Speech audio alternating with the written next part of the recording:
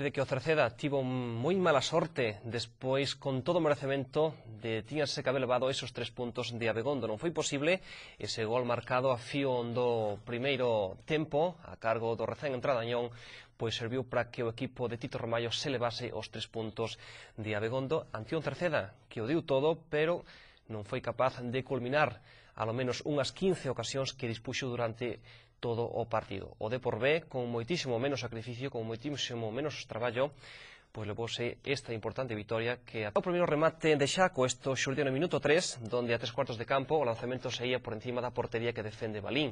Ahora contraataca o equipo de Tito Ramallo, aí está Dani encarando a zaga defensiva, e o balón nun mal despexe de Antonio, pois a piques estivo tamén de crear ese perigo ante a portería de Christopher. Continúa a chegadas por parte do Depor, aí está Luis Ángel, intenta encarar a cobertura cercedense, o balón que pasa entre liñas, chegando ás mans de Christopher. Agora chega unha xogada importante, no minuto 19, ese centro de Noé, a asistencia de Xaco, o balón ben botado, e que Óscar Lamagia non puido chegar nese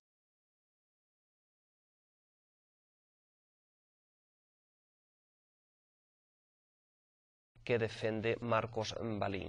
Aí está Diego Franqueira, no minuto 28, ven como se pasea o balón que non pode chegar Balín, e Óscar Lamagia tamén estivo despistado á hora do remate.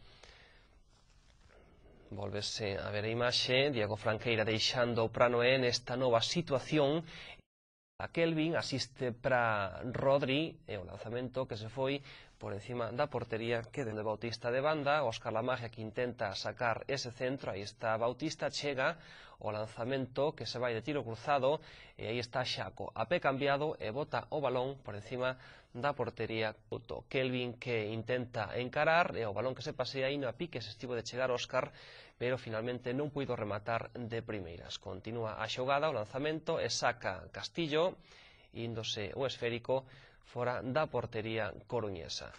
Aí está novamente Souto, deixa o balón para Franqueira, e finalmente non puido rematar Óscar. Franqueira xo gol. O centro de Louro, asistencia que se vai de Óscar Lamagia, e o balón que peta na portería coruñesa, concretamente en Marcos Balín.